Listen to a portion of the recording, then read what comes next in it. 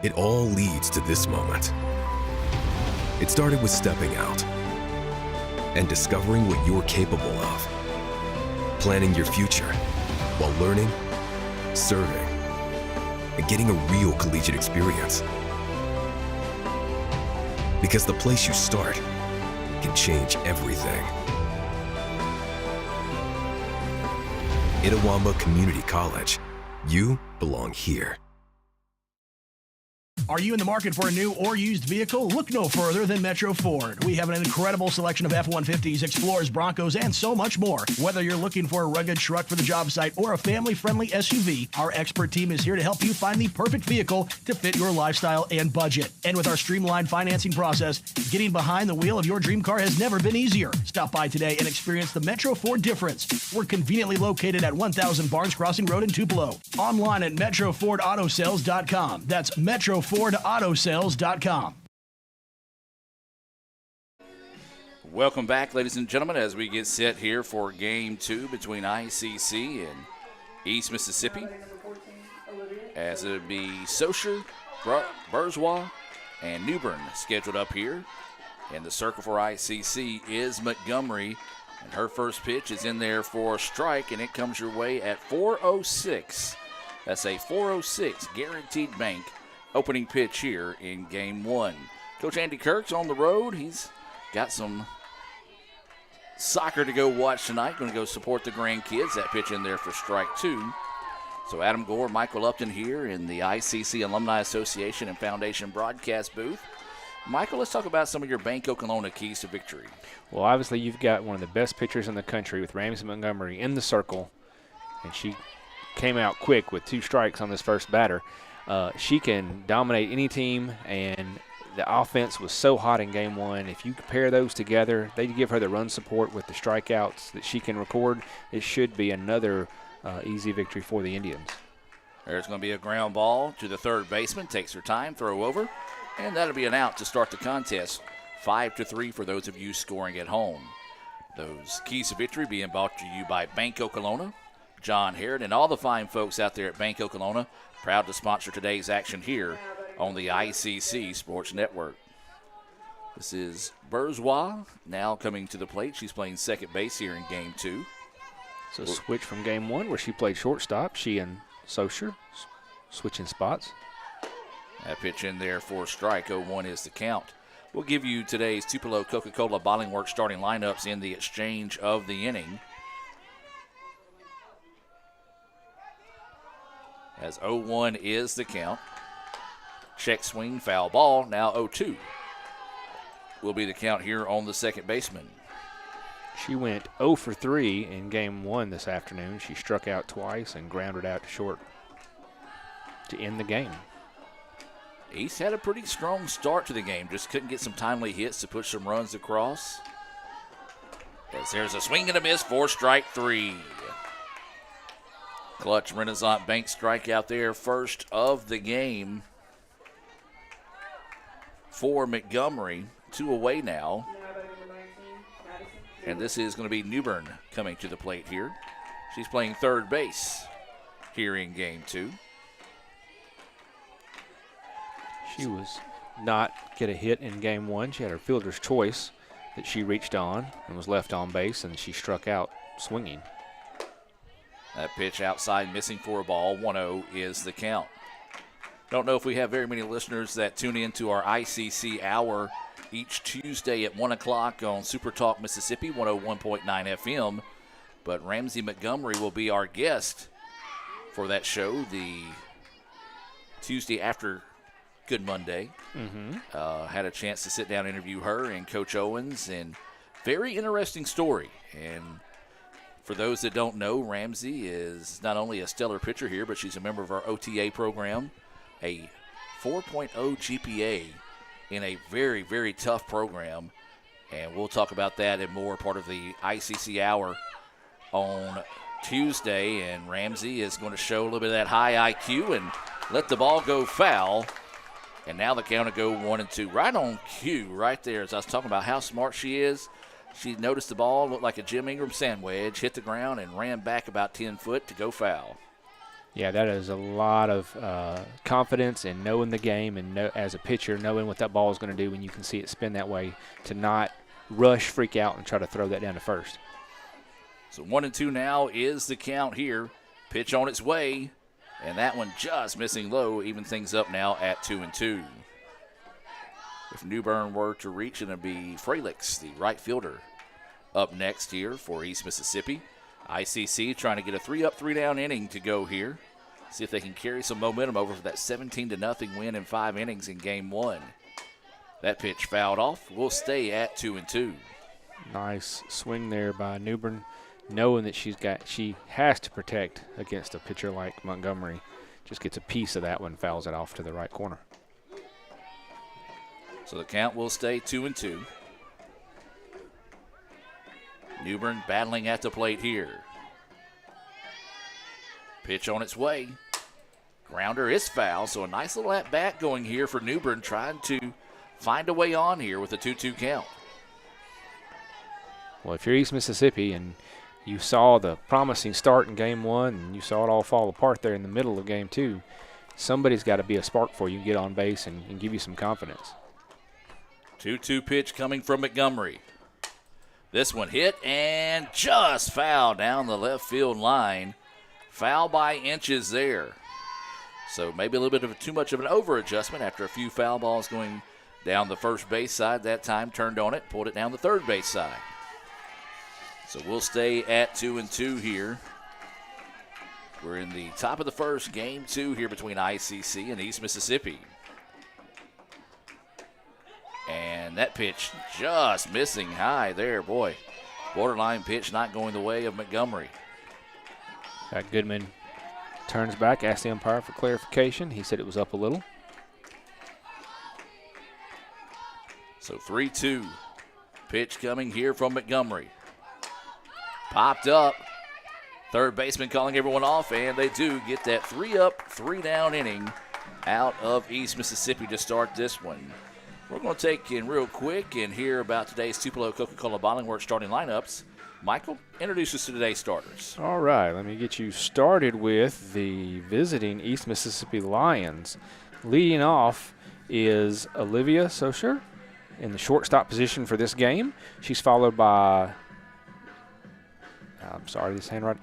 she's followed by Devin Bourgeois playing second base.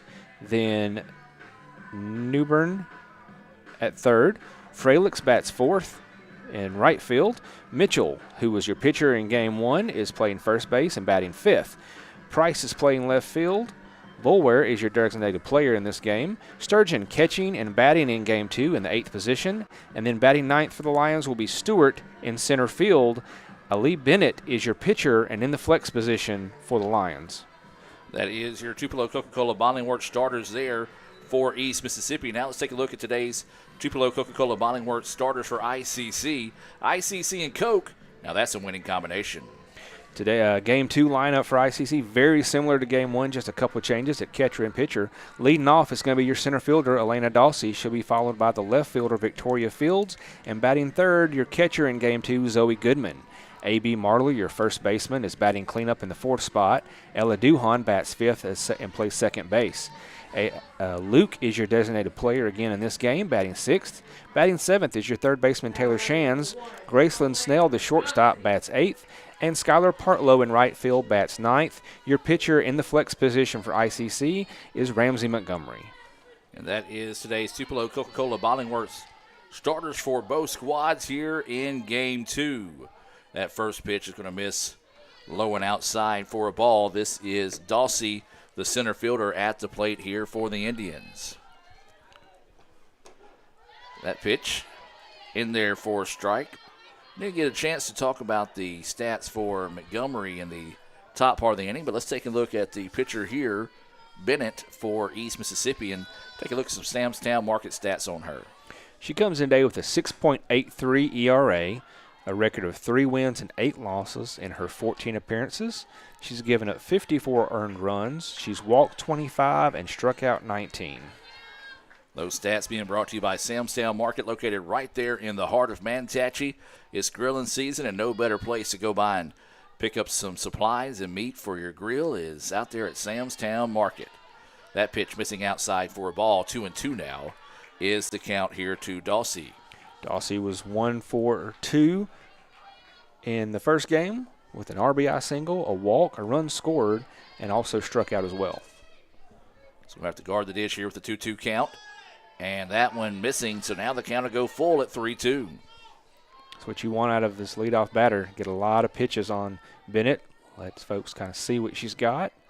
See if you can't force her making a bad pitch and getting yourself on base. So waiting the 3-2 pitch here. Grounder right back to the pitcher. Great job finding that one. And then 1-3 on the putout of Dawsey for the first out of the inning. That one got on Bennett in a hurry. She did a great job of guarding position and getting the out. Yeah, when someone the speed that Dawsey has, it's good to make that play and get it over cleanly and not rush yourself trying to beat a speedy runner. Now this will bring the left fielder Fields to the plate here for the Indians. 1 out and nobody on here in the bottom of the first. Fields had a very productive game 1. She went 3 for 4 with a single, a double, a pair of RBIs, and a pair of runs scored. Just tells you just the difficulty it was in picking a star of the game in game 1. That was A.B. Marler, who had that grand slam, 5 RBI and 2 runs scored. There's a shot, but right at the second baseman. 2 good defensive plays to start the bottom half of the inning here by East Mississippi. Indeed, Adam. I thought that maybe if that one got a little lift on it, it might go over the head of the second baseman, but it stayed flat, and she was able just to reach out and snatch that one out of the air. So now this will bring Zoe Goodman to the plate. She didn't get an at-bat and she did catch there in game 1, so she will dig in here, try to spark a 2-out rally for the Indians. Listen to that pitch low and inside for a ball. Yeah, she came in and pitched hit for Lynch in the 4th inning, got a single, got left on base, but they caught the 5th inning as well, so going to carry her momentum on into here to game 2.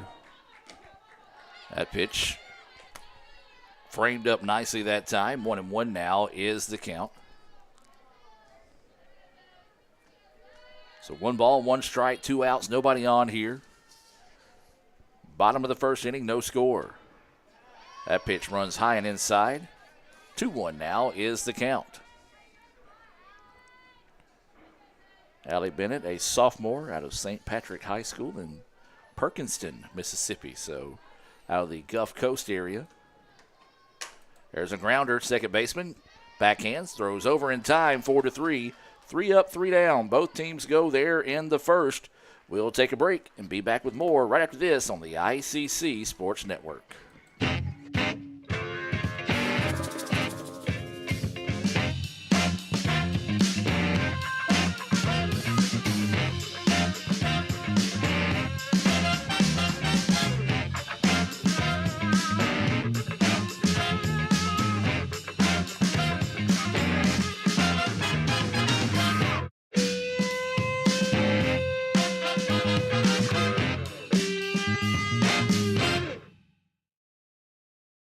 Are you in the market for a new or used vehicle? Look no further than Metro Ford. We have an incredible selection of F-150s, Explorers, Broncos, and so much more. Whether you're looking for a rugged truck for the job site or a family-friendly SUV, our expert team is here to help you find the perfect vehicle to fit your lifestyle and budget. And with our streamlined financing process, getting behind the wheel of your dream car has never been easier. Stop by today and experience the Metro Ford difference. We're conveniently located at 1000 Barnes Crossing Road in Tupelo. Online at MetroFordAutoSales.com. That's MetroFordAutoSales.com. Welcome back, ladies and gentlemen. As we move now to the top of the second inning, we said we didn't get a chance to talk about the numbers on Montgomery. Michael, go ahead and start talking about those numbers. Sure, and we've got a lot we can talk about with Ramsey. She is one of the leading pitchers in the country this year. Comes in today with an ERA of 1.86, 9 wins and 6 losses on the year here at ICC. She has given up only 25 earned runs this year, has only walked 30, but now with that strikeout of Bourgeois back in the first, she has 150 strikeouts on the season. Yeah, she's 1 away from tying Julia Shaw for the career strikeouts of 6, being 6th place. As there's going to be a line shot, and it's going to drop for a base hit. Nice at bat there, as that was Fralix to start things off with a single out to left. Yeah, Ramsey is second in the country with those 150 strikeouts, second in the conference with that 1.86 ERA, first in the conference with strikeouts, and first in the conference in strikeouts per 7. So, yeah, plenty of stats there for Montgomery, but at the end of the day, she'll be the first to tell you those stats don't matter if you don't help the team get a win. As that pitch finds the outer edge for a strike, 0-1 is the count.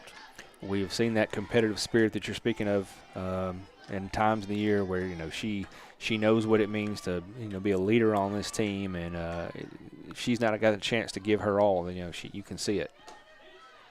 And that one just missing outside for a ball. 1 ball, 1 strike as this is Mitchell.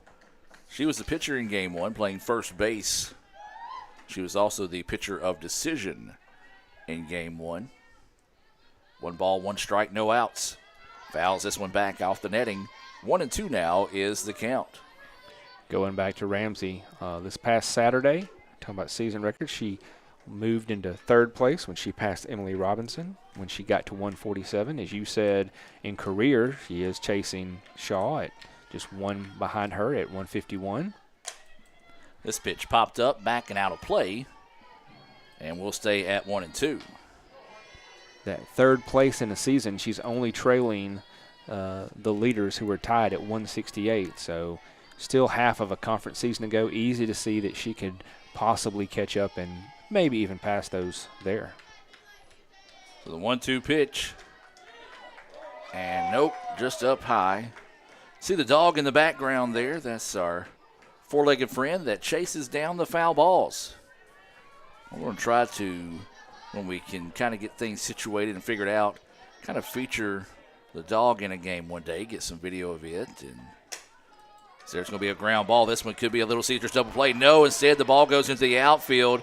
An error will put runners on the corners here for East. E6 on the play there. And so now East Mississippi got something going here early, Michael. We saw this in game 1. They couldn't cash in on it, but now with no outs and runners on the corners, an opportunity for Price to come in here and drive in a run. You're right. They had those runners on the corners, but there was 2 outs, and Meeks was able to pitch her way out of that one. No outs here for Ramsey. That error really huge, as there could be 2, maybe even 3 outs at this point if that throw was a little cleaner to second base. So an error on the shortstop will bring Price to the dish. She shows bunt, lays it down to Marlar. Only 1 play, and that will get the run in. And the runner does advance to second, so that is a sacrifice bunt being brought to you by the ICC Baptist Student Union, reminding you of the ultimate sacrifice paid for our sins. That is the ICC BSU. So that is a sacrifice bunt, 1-4 on the putout of Price. Fralitt scores, and Mitchell heads to second. So there is 1 out in the inning now, and East Mississippi takes their first lead of the day. That pitch right across the middle as the Columbus Air Force Base Jets coming by, and they missed their flyover. It's supposed to be a little bit more back this way. Saw a couple of their trainers in Tupelo last night, the smaller planes flying through. That pitch missing outside for a ball. 1-1 now is the count. So 1 ball, 1 strike, 1 out. Runner at second. 1-0 East with the lead. Boulware was 1 for 2 in game 1. She did have a single but got left on base and then grounded out to the 3rd baseman. And they're going to say, did she go? They're going to appeal and said she did not. I agree. As 2-1 now is the count. So 2 balls, 1 strike, 1 out. East strikes first here in the top of the second. They do still have a runner in scoring position here, as that is Mitchell, who reached on an error, advanced to second on that last sacrifice bunt. She swings big through that one. Looked like she was looking for all of it. The wind has died down so far here. And as soon as I say that, the flag starts whipping out there in left field, but not like it was in the early goings of game 1. So waiting the 2-2 offering here from Montgomery. And there's strike 3. Boulware knew it. Umpire was a little slow making the call, but she was already heading back. She knew that was right in there for the strike. And the umpire don't have a very loud or really much of a strike three call. A lot of times you see those umpires pull the chain pretty dramatically, but just kind of stood there, waited a 2 count, and called it strike three. So now this will be Sturgeon at the plate. And that one missing outside for a ball. So that strikeout there, that Renaissance Bank strikeout for Ramsey Montgomery, does move her into a tie for 6th place with Julia Shaw for career strikeouts. Shaw pitching here in 2023 and 2024. This one's to be popped up off the netting. So now we'll go 1-1. Shaw went on to play at William Carey after her years were done here and had a great career down there at William Carey.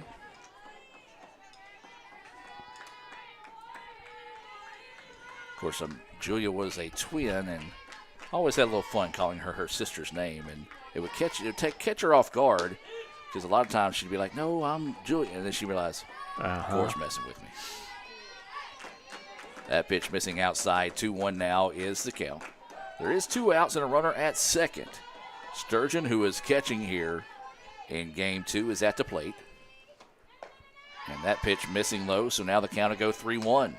Sturgeon also caught game 1, but she was in the flex position and did not have any plate appearances.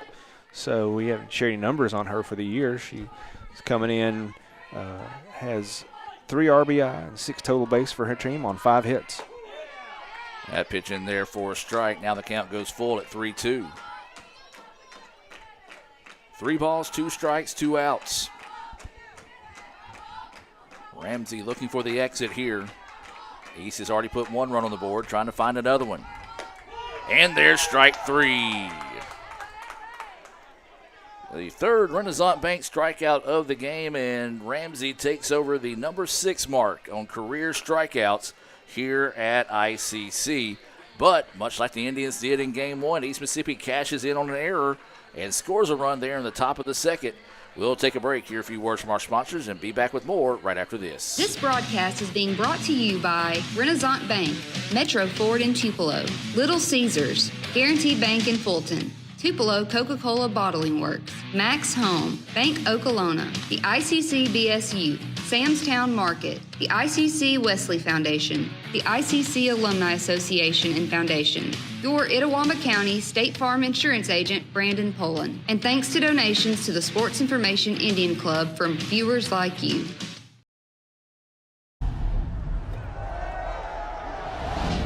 I stand alone with fire inside. This heart's a drum, I won't subside. Against the odds, I'll rise again with passion burning in my veins. Welcome back, ladies and gentlemen, as we head now to the bottom of the 2nd inning. ICC trailing game 2 here to East Mississippi, 1-0 after picking up a 17-0 win in 5 innings, thanks to a 15-run bottom of the 4th. So now it'll be our Samstown Market star of the game, A.B. Marler, who will start us off here in the bottom of the 2nd. She had a grand slam and also an RBI single in game 1. So she'll dig in here, waiting the first pitch. And that one finds the outer edge for a strike. You said, Adam, she had a monster game 1 there, going 2 for 3 with a walk as well as with what you've already talked about, and a pair of runs scored. That pitch, almost a carbon copy of the last one, this time called a ball. Catcher was a little too amped up that time and threw that one into the outfield, but nobody on base to have to worry about in that situation as she kind of looked at her hand like, why did you betray me? Bennett jumped way up there, still couldn't grab on there. So 1-1 now is the count here to Marler. Bennett goes off speed, drops off the table a bit too soon. 2-1 now is the count here to Marler. Marler, Duhan, and Luke scheduled up here in the bottom of the 2nd. ICC trailing game 2 1-0 after an error allowed a run to score. As that one just missing, the error did not allow the run to score, allowed the runner to get to 3rd, and it was the sacrifice bunt that got the run across. And so 3-1 now is the count here to Marlar. Marlar looks at that one, runs inside, but called a strike. 3-2 now is the count. Batter just going to have to adjust a little bit to new home plate umpire here in game 2. So waiting the 3-2 pitch here to Marlar. And she's going to draw the walk. Much like she did in her first plate appearance in game 1 when she led off the second. She walked and eventually was able to advance to second on a wild pitch and score on an error. She gets on to give ICC a leadoff base runner. So this will bring Ella Duhan, the second baseman, to the plate. She'll dig in with no outs and a runner on first base runner of the day here for the Indians. She was 1 for 2 in the first game, had a single and a stolen base and a run scored. So Duhan will dig in, trying to spark the bats here for the Indians. Looks at that first pitch, and it's called a strike. Sorry for the stammer there. That one was up. Even the catcher shook her head after that one. That was similar to that first pitch to Marlar that was called a strike. So 1-0 is the count here. She's going to check her swing, and they're going to appeal. Said she did not go. Good so effort. Now the count will be 1-1. I had it 1-0. Yeah, good effort to hold back there as that one came in on her. And she realized it kind of the last second, was able to not come around with the bat. So 1 ball, 1 strike, no outs. That one, we're going to try to wait and see what the umpire calls right now, as we have not kind of zoned in on his zone yet. 2-1 is the count here on Duhan. Duhan rips that one but pulls it foul, and that'll even things up now at 2-2. That looked a lot like her single in the first game where she ripped one down to third base that Newbern couldn't handle. She got a glove on it, kept it from going to the outfield, but just a rocket down that third base line. If she'd have been a little straighter on that one, she'd have had the same results. So 2 balls, 2 strikes, no out, and a runner on first here in the bottom of the second. East Mississippi leading 1-0. This one's fouled back off the netting, and we'll stay at 2-2. Nice battle here by Duhan.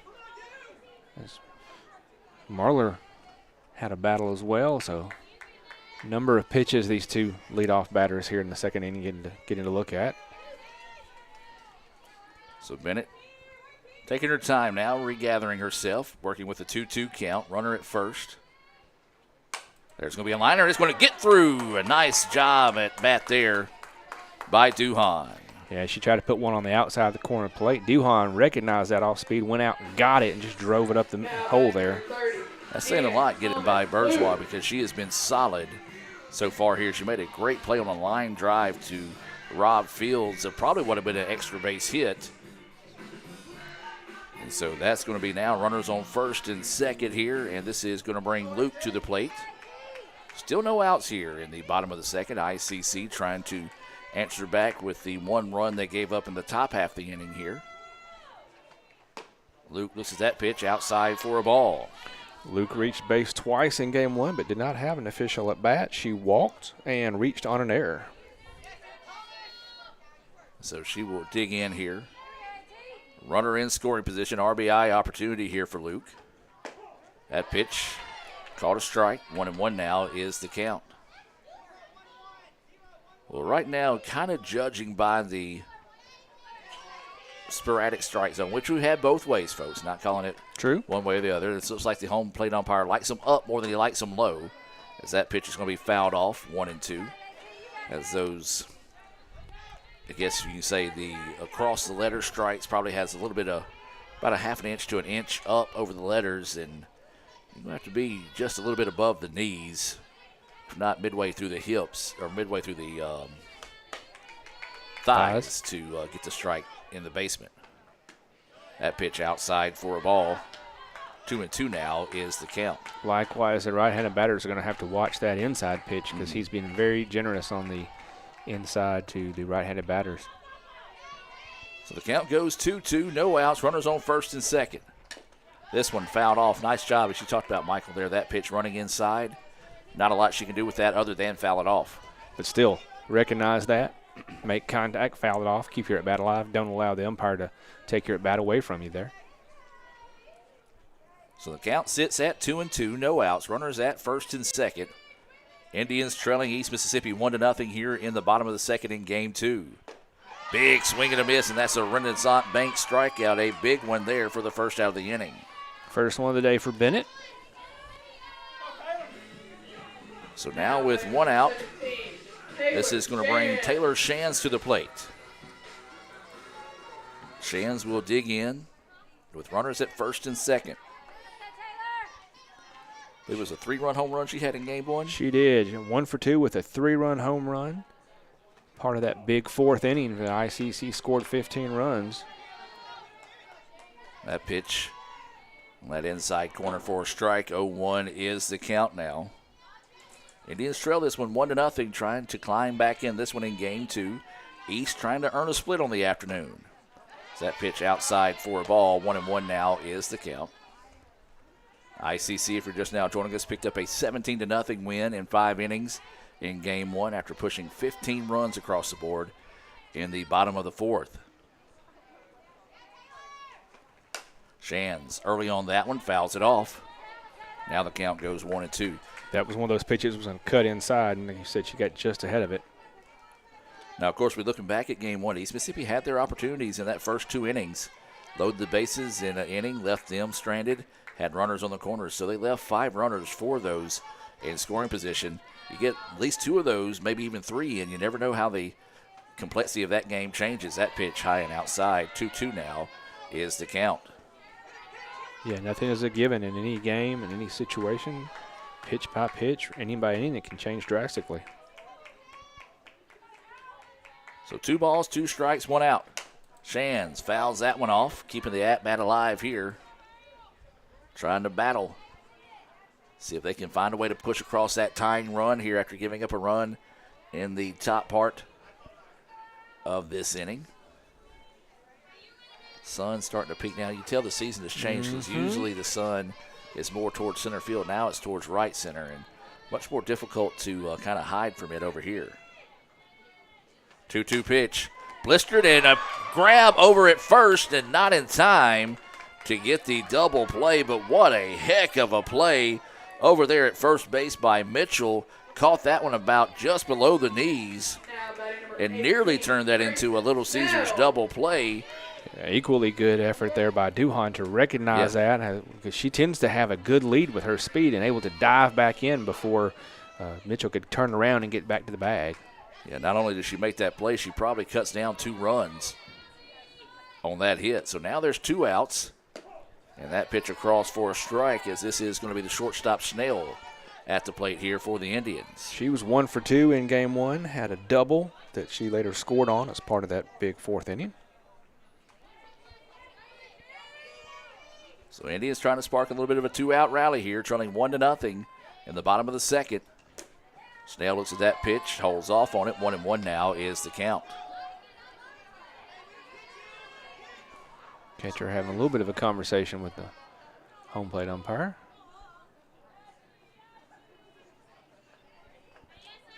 So 1 ball, 1 strike. There is 2 outs. Runners at first and second. Snell at the plate, batting in that 8 spot. Rips that one, but right at the third baseman. She'll step on the bag, and the Indians will leave runners at first and second and trail this one 1-0 after 2 complete here in Fulton. We'll take a timeout and be back with more right after this. Hey, I'm gonna order some overpriced pizza. Don't do that. Order Little Caesars new Detroit-style slices and sticks for only $4.99. You can have it all to yourself, human friend. I'll take one. Not a coat rack. Me too. I am a living, breathing deer. I definitely want one. Nice umbrella, bucko. Get new Detroit-style deep dish slices and sticks for $4.99. Little Caesars is the real deal. Pizza, pizza. This broadcast is being brought to you by Renaissance Bank, Metro Ford in Tupelo, Little Caesars, Guaranteed Bank in Fulton, Tupelo Coca-Cola Bottling Works, Max Home, Bank Okolona, the ICC BSU, Samstown Market, the ICC Wesley Foundation, the ICC Alumni Association and Foundation, your Itawamba County State Farm Insurance Agent, Brandon Pullen, and thanks to donations to the Sports Information Indian Club from viewers like you. Welcome back, ladies and gentlemen. We move now to the top of the third inning. East Mississippi with a 1-0 lead, as it was Fralix that scored on a sacrifice bunt by Price. She was able to get over to third on an error back in the second inning. East trying to bounce back after getting run ruled in the first game of the day. Trying to earn a split here in Fulton. And we talked about a very, very scrappy squad from East Mississippi. Don't let that 17-0 game one final fool you. This is a team that's a break or two away from being a much different record, much different outcome possibly there in game one. Is that pitch I don't know where missed. As soon as we think we get them figured out, then it's changing again. And that's got to be tough for the pitchers, for the batters, everybody. You just got to catchers have both looked perplexed at times, both catchers. Swing and a miss, strike one. This is Stewart, the center fielder, at the plate, so it'll be the 9-1-2 batters due up here for East Mississippi. Stewart played right in the first game. She was 0 for 1 with a strikeout, but did reach on an error, but was left stranded. That pitch missing for a ball. As we said, one thing he has been consistent on is not liking the pitches low today. 2-1 is the count. But once you get above the knees, good luck. Yeah, could be his shoulder high sometimes he's calling strikes. Grounder, the second base. Duhan, no problem there. 4-3 on the putout of Stewart. Yeah, it feels like a game where if he continues to call that way, it's going to end up leading to a lot of contact. Mm-hmm. And so we'll either see a lot of ground balls or we'll see a lot of runs scored, perhaps. So one away now. We'll flip it back to the top of the lineup. Socher, who grounded out 5-3 in her first at bat, will dig in. She's playing shortstop here in game two. I believe she was the second baseman in game one. Mm-hmm. She and Bourgeois flip-flop positions, second and short between game one and game two. That pitch right down the middle for a strike. 0-1 is the count here to Socher.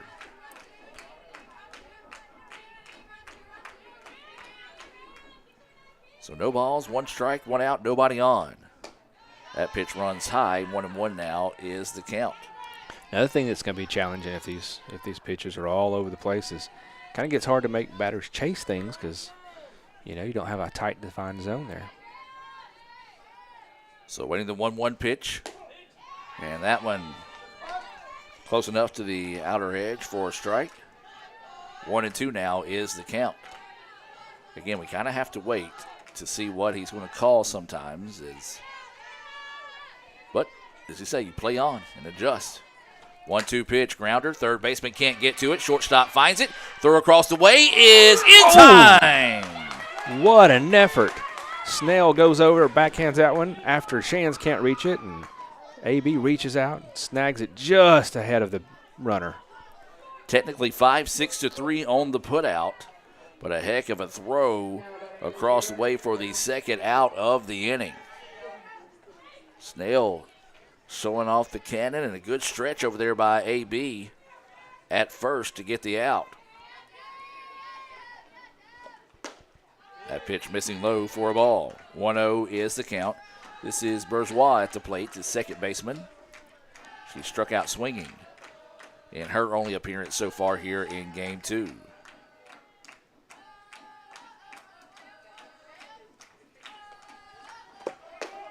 That one across for a strike. Evens things up now at 1-1. Kind of feels like here in this inning that Ramsey's he's still moving around, but she's kind of finding that corner that he likes, and he's being pretty successful with it. So waiting the 1-1 pitch here. This one popped back and out of play, so we'll go 1-2 now. Switched up, went inside on the batter that time, and got her to get ahead of it and foul it off. See Coach Paul Johnson making his way into the stadium. Hall of Fame tennis coach. Multiple Hall of Fames. Hall of Fame person, let's be honest. Yeah, that's very true. Don't know where that one missed. That one was a strike called earlier in this at-bat, but now the count goes 2-2. I'm sure Coach Johnson's been over visiting at the tennis courts for that last home match of the year and supporting Coach Metz in his final match as well. That pitch popped back, and we'll sit at 2-2. So when they posted the job, did they post it that you had to have a certain birthday? Because Coach That is Johnson true, I and forgot. Coach Metz had the exact same birthday, so I'm not sure if we can break that streak or not. We'll have to send that to the hiring committee. 2-2 pitch.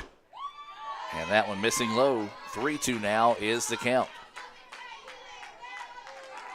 3 balls, 2 strikes, 2 outs, nobody on.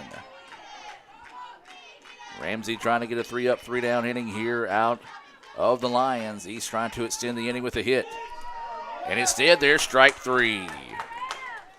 Another Renaissance Bank strikeout. Second time today, Bourgeois will go down on strikes. That is the 4th Renaissance Bank strikeout of the game for Montgomery. We'll take a break. Let's hear from Renaissance Bank and be back for more right after this.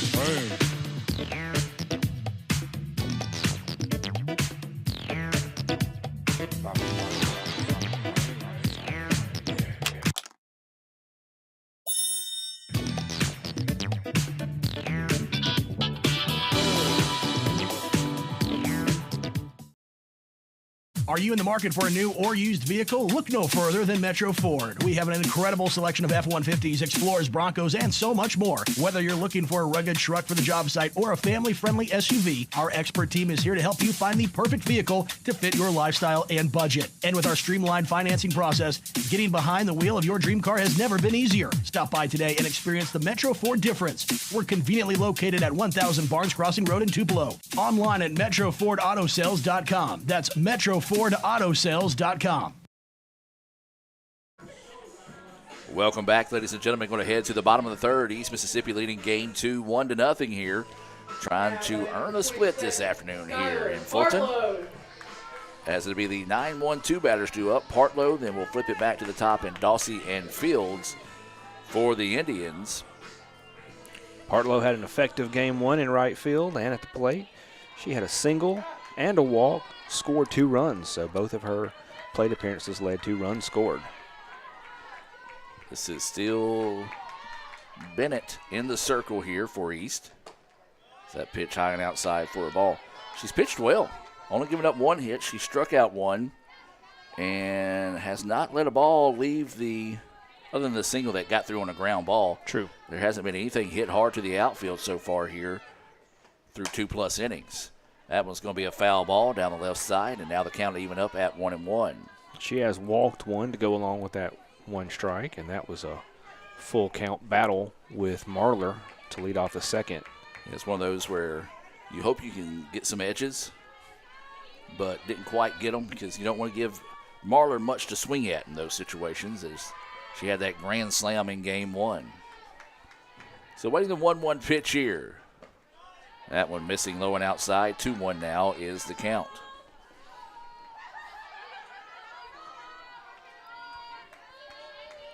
Partlow will dig in. She's a Itawamba HS grad, so a local one here. That one hit right back at Bennett. Hit her in the glove, bounced straight up, and was able to find it. And a 1-3 put out. Second time that she's got a 1-3 put out to start the inning. She did it with the batter coming up next in Dawsey. Yeah, that one was a shot that she got the glove to protect herself, and it didn't bounce sideways. It just kind of flipped up a little, but came right back to her. And cold, calm, and collected as she snatches it and throws it over to first. So Dawsey 0 for 1 here in game 2.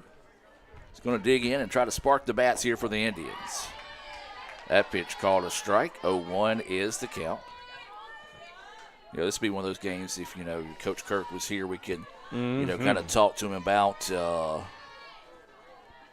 how, a coach would adapt to this. And there's another 1-3 put out of Dawsey whenever you have an umpire. And when we say this, folks, we're not talking bad one way or the other, but, both teams are struggling with what you call a floating strike zone so far.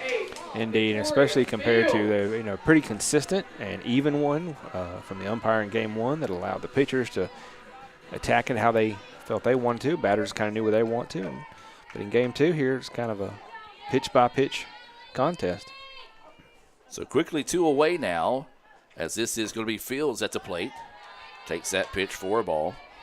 She had a rocket line shot back in the first inning that went right to the second baseman. Yeah, it was a heck of an effort over there at second to cut down what would have been an extra base hit. That pitch drifts high. Now the count goes 2-0 here to Fields.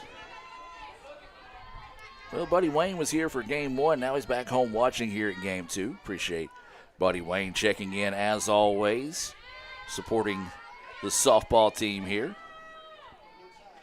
2-0 pitch, ripped hard, but another catch at the ankles. The second one today over at first base by Mitchell. She did it to Shands and now did it to Fields as the Indians also go 3 up, 3 down there in the third. We'll take a break, come back with the top of the fourth right after this on the ICC Sports Network. Guys, you're not going to believe the luck I've had lately. Just the other day, I had a flat tire, thought I was in big trouble. Before I know it, somebody pulled it over, fixed the tire.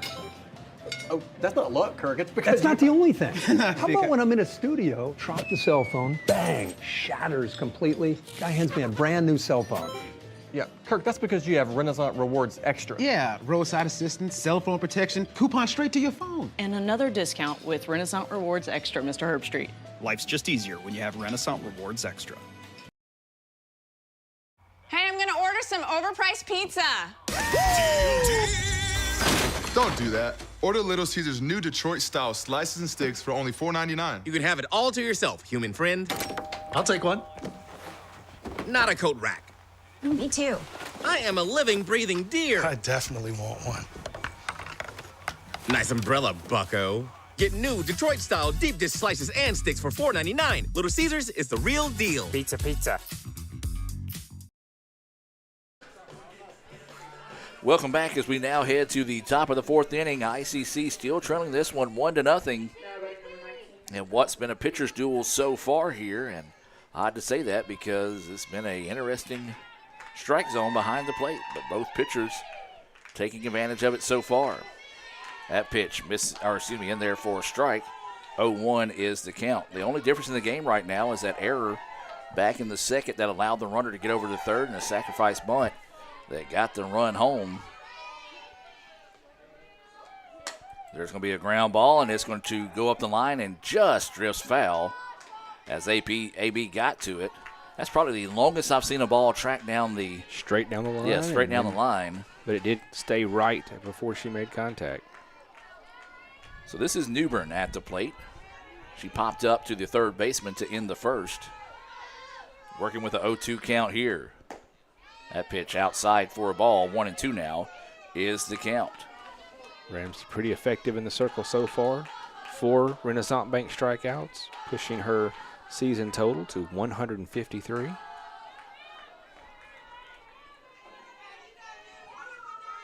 So waiting the 1-2 pitch here from Montgomery.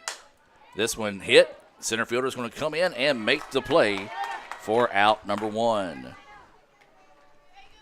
That one looked pretty good off the bat, but a nice job adjusting quickly out there in center field by Dawsey to reel that one in for out number 1.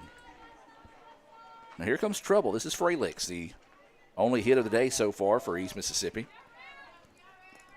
She advanced to third on that error, what could have potentially been a double play, and then scored a run on that sac bunt. Yeah, I think that's kind of what makes it a little bit insult to injury, is the Indians could have really easily turned 2 there and kind of rushed the throw.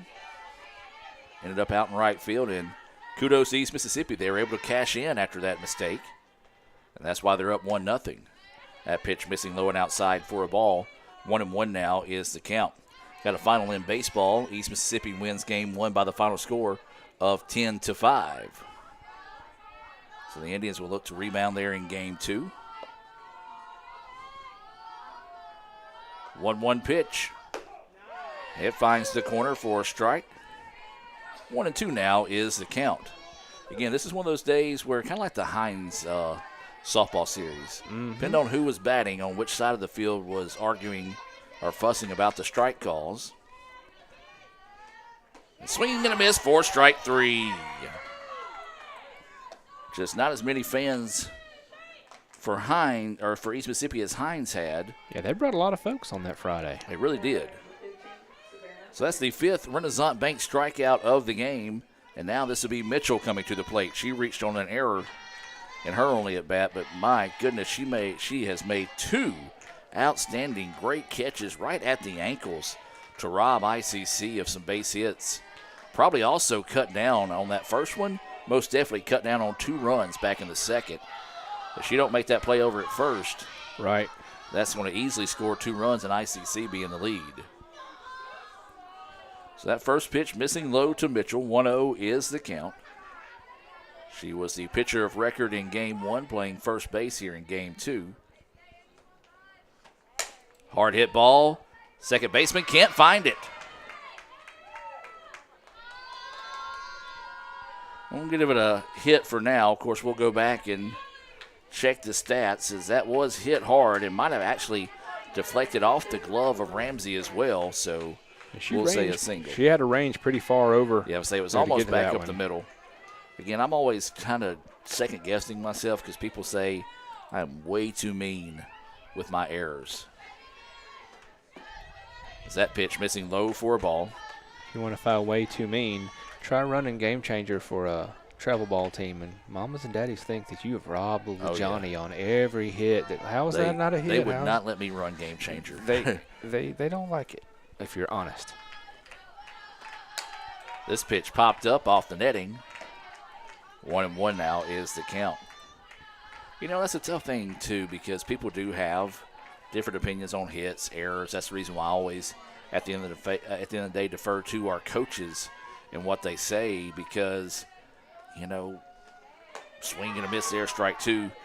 There's teams in the league that sometimes favor themselves over the other schools, and you hate to, and Kevin and I talk about this all the time, you hate to punish your own kids when you score things the correct way.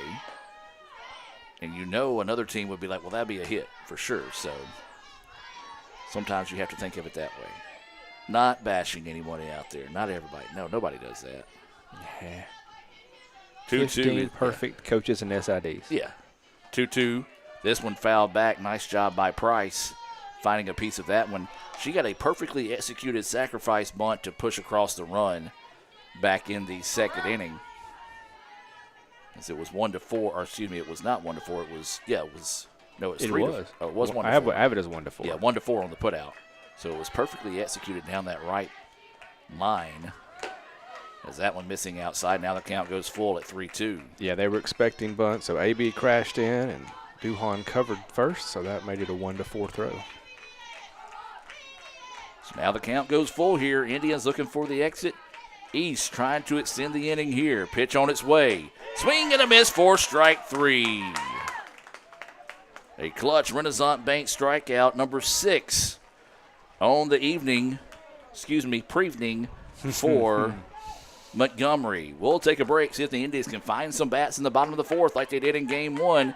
Back with more right after this on the ICC Sports Network. This broadcast is being brought to you by Renaissance Bank, Metro Ford in Tupelo, Little Caesars, Guaranteed Bank in Fulton, Tupelo Coca-Cola Bottling Works, Max Home, Bank Okolona, the ICC BSU, Samstown Market, the ICC Wesley Foundation, the ICC Alumni Association and Foundation, your Itawamba County State Farm Insurance Agent, Brandon Pullen, and thanks to donations to the Sports Information Indian Club from viewers like you.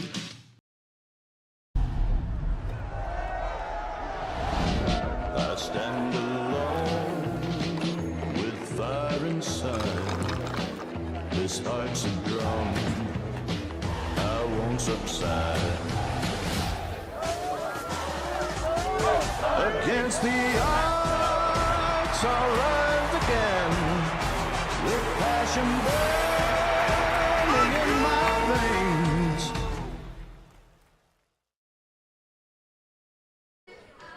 Welcome back as we head now to the bottom of the 4th inning. For ICC, it'll be the 3-4-5 batters due up. Goodman, Marlar, and Duhan. Indians have only had 1 hit so far today. Marlar walked but was left stranded in scoring position. back in the second inning. That's been the only chance ICC has had to tie it up here. So Goodman, who is catching here in game 2, she grounded out to second in her only appearance, trying to spark the bats here for ICC. That pitch in there for a strike. If you're East Mississippi, you got to hold your breath here because that was the big inning in game 1 when the Indians put 15 runs on the board in the bottom of the 4th. 0-1 is the count here. And that pitch, wow, finds the corner for a strike.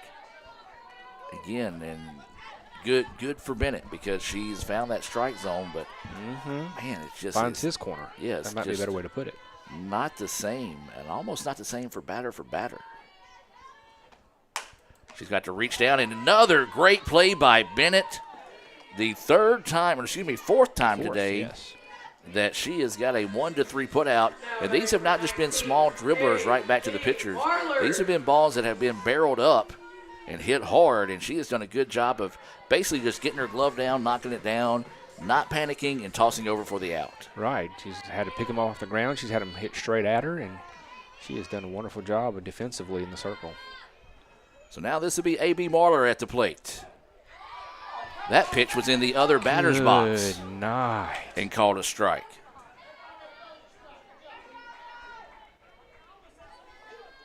And again, I try not to harp on it too much, but I mean, it's part of the game right now, and A.B. had to chase that one. It leads to that because you put the same pitch and you've got to swing at one like that, and it's unfair to the batters on both teams. As we've said, we've seen it kind of moving all over top and bottom of each inning.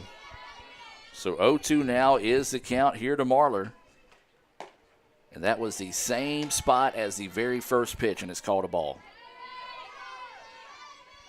And that's unfortunate for Bennett because Bennett's like, okay, I know what I can go at now when I need to go get that third pitch for the strike. And that time it was called a ball. Marler fouls that one off into the dugout. And if you're Bennett, you can just live on that outside corner because eventually you're going to get a strike call if he's taken that way. And, you know, you're staying away from a power hitter like Marler who's going to only be able to make contact that's going to foul like that or dribble something off the end. So all the power goes to the pitcher because you can just live out there on the edge. So the count is 1-2 now. Bennett is looking for her second Renaissance Bank strikeout of the day. I mean, even though she don't have those strikeouts, I mean, 4 hit balls back to her counts just pretty much as a strikeout. Off-speed pitch drifts up high. 2-2 now is the count. Pitch violation against the pitcher for time, called by the third base umpire. So what do we do here? She takes a ball. So well, it's already a ball. So does she get it? So was the count go full now? I think it's just a no pitch. So did take the ball off? It becomes 2-2 because if the violation, she gets a ball, right? Well, that's the count just shifted to 2-2 because the pitch was high. All right, I think it's a no pitch.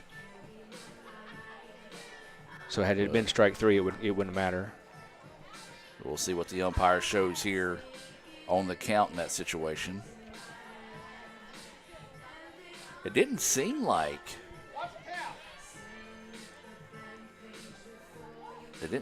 she took any extra time than she normally did. Yeah, I saw.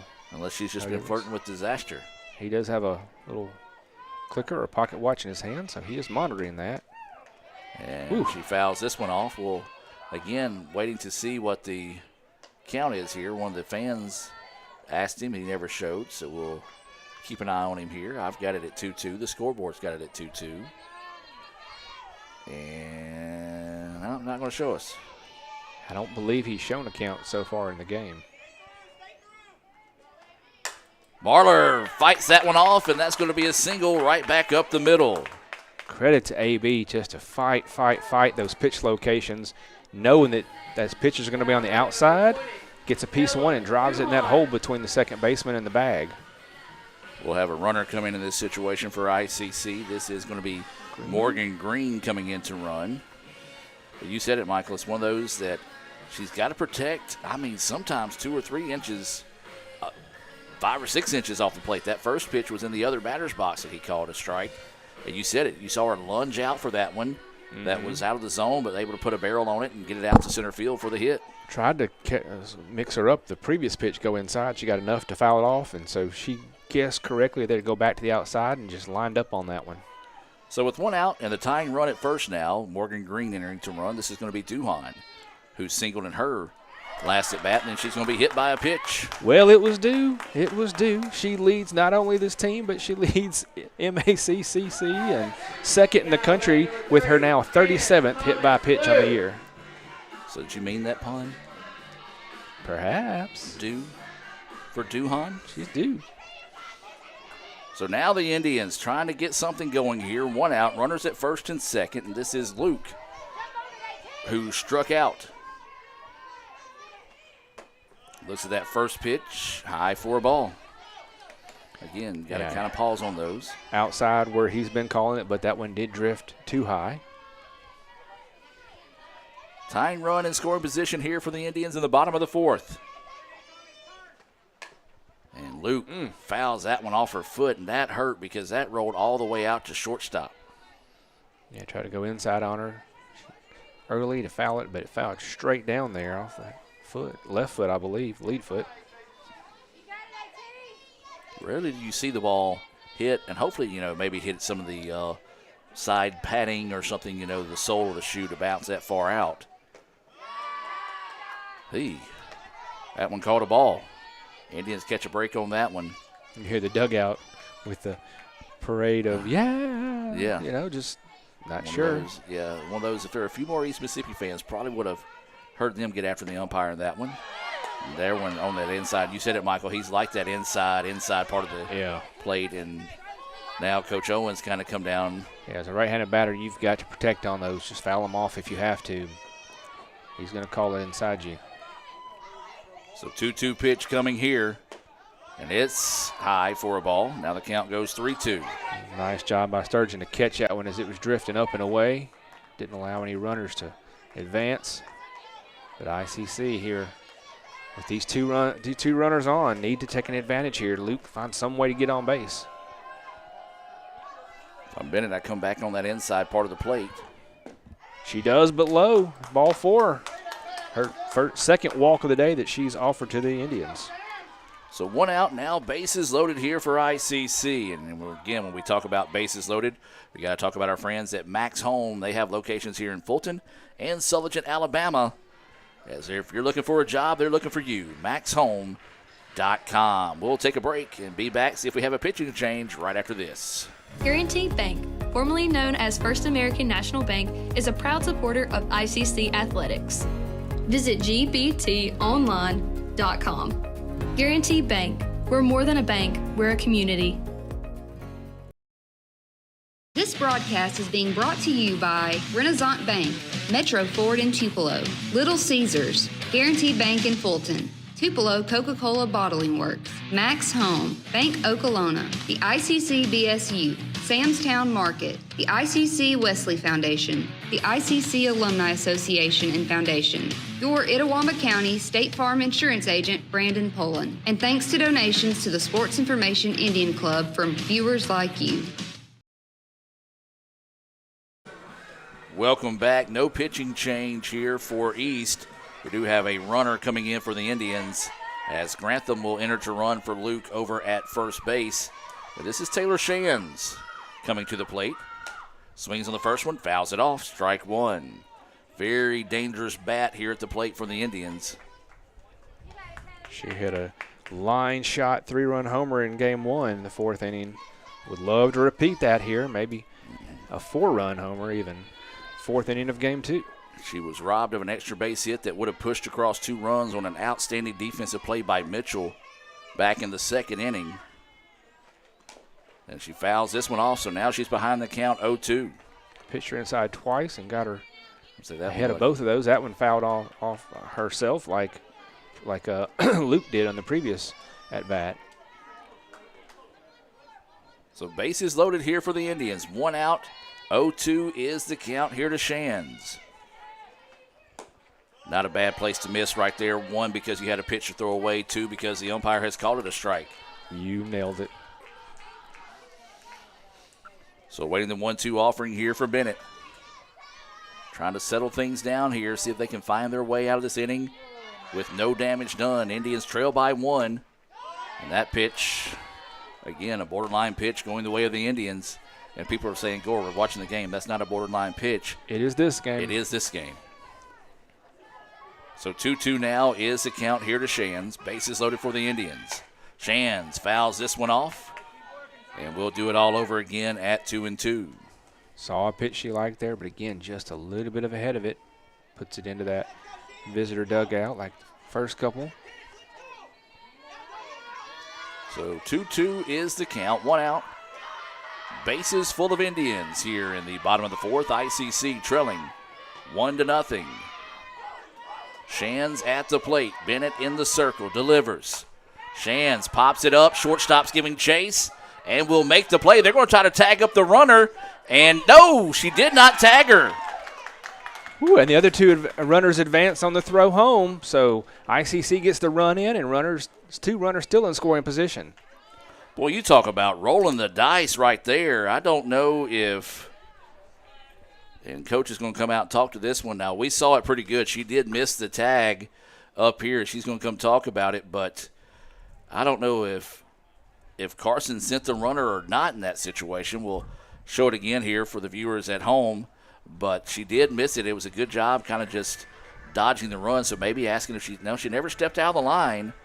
She just basically dodged it with her hip, did Morgan, or did Green, I should say. Yes, Green, and there's the runner from Marler.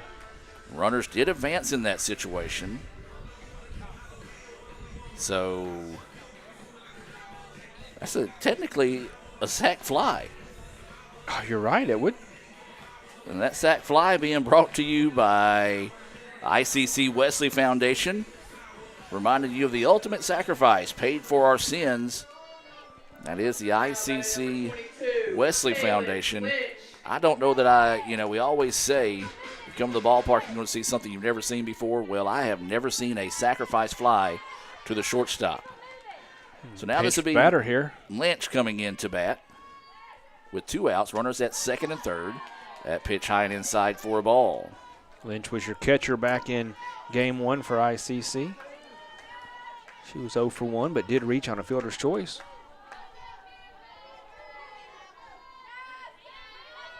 So 1-0 is the count. Lynch tattoos this one, but pulls it foul. That one out nearly to the parking lot on the left side. 1-1 now is the count here to Lynch. Batting in place of the shortstop Snell. Feel like this will probably be a little substitution in the exchange of the innings. Partlow is on deck for the Indians. Runners at 2nd and 3rd. Lynch hammers this one. This is flying up to right field. Oh, the right fielder comes in and makes the play. It was kind of drifting more towards right field. Thought it was going to stay out there towards right center, but instead a out there to retire Lynch and stop the bleeding as the Indians leave runners at 2nd and 3rd. 3 to 4 runners left in scoring position for the Indians, but they do push across the tying run here in the bottom of the 4th. We played 4, East 1, ICC 1. We'll take a break and be back with more right after this. Are you in the market for a new or used vehicle? Look no further than Metro Ford. We have an incredible selection of F-150s, Explorers, Broncos, and so much more. Whether you're looking for a rugged truck for the job site or a family-friendly SUV, our expert team is here to help you find the perfect vehicle to fit your lifestyle and budget. And with our streamlined financing process, getting behind the wheel of your dream car has never been easier. Stop by today and experience the Metro Ford difference. We're conveniently located at 1000 Barnes Crossing Road in Tupelo. Online at MetroFordAutoSales.com. That's MetroFordAutoSales.com.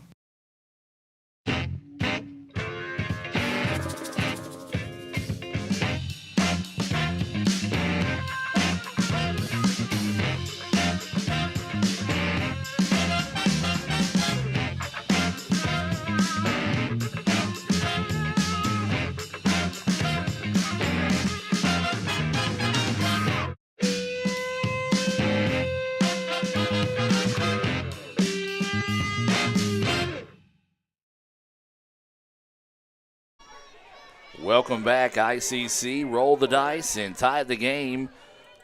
And this is true, folks. A sacrifice fly to the shortstop by Shands. Plated the run, and we're tied at 1. Hard hit ball, pulled foul for strike one. 7, 8, 9 batters due up here. Boulware, Sturgeon, and Stewart scheduled up for the Lions. Boulware struck out looking in her first plate appearance in the second inning. One of 6 Renaissance Bank strikeouts recorded by Ramsey Montgomery today. That pitch drifts high. 1-1 now is the count. She now has 155 on the year. Third place all-time in a single season, and moved into 6th place alone for career strikeouts. 1-1 pitch. Finds the corner for a strike. 1-2 now is the count. Again, that's one of those friendly corners that the pitchers have been getting both ways today. Yeah, it's almost if the pitchers, they can stay away from the meat of the plate. They can work that outside of the right-handed batters and either get them swing and a miss or get a strike called, or go do right there. She did right there. Go inside and get her swinging on strike 3. 7 Renaissance Bank strikeouts on the afternoon for Montgomery. First out of the inning. Michael, you said it there. You know, people are going back and look at this game and be like, it's 1-1. You know, it's the simple fact both these pitchers know, hey, I don't have to leave anything over the plate. I don't even have to scare the plate to get strikes called today. So kudos to both pitchers adjusting to how the game's being called. I think they've done that once we got about past the third inning. They realized go inside, and he's going to give you that call right there. Go outside and, you know, take your chances. So that pitch in there for a strike. 0-1 is the count. 1 out and nobody on, as this is Sturgeon, who struck out swinging in her only appearance so far here in game 2. Pops this one up. Trouble. Foul territory. But no, a nice play over there. It's by second baseman Duhan to reel that one in foul territory for the out. Yeah, 3 Indians crashing in there. Everyone playing great defense. Duhan able to snag that out of the air right before it hits the bullpen fence. It's one of those, if you're Ramsey Montgomery, you look over to Duhan, nod your head, give her a wink, and say thank you. She didn't have to make that effort. Yeah, we see this all year of this team. Everyone gives full effort. So now this will bring Stewart to the plate. As that pitch missing low for a ball. Now we'll say that is one thing today. Yes, he's been 4 or 5 inches off the plate, both inside and out. But that anything at the knees or lower, or really kind of 2 inches above the knee or lower, he's not called for a strike. So. That one he has called strike multiple times, but lets it go. In fact, let's see who is catching. This is Lynch catching now. Is it, or did Goodman come back in? 21. Back in, yeah. So Goodman's back in. She turns around and asks. And he didn't even react to her, and she kind of looks at the bullpen and shrugs her shoulder. That's an umpire saying, yeah, I missed it. 2-0 pitch. And that one runs back inside. A little make-up call there, as that one looked low compared to the other strikes he's called today. So 2-1 now is the count. Stewart grounded out to the second baseman, her only plate appearance so far in game 2. And that one right down the middle. 2-2 now is the count.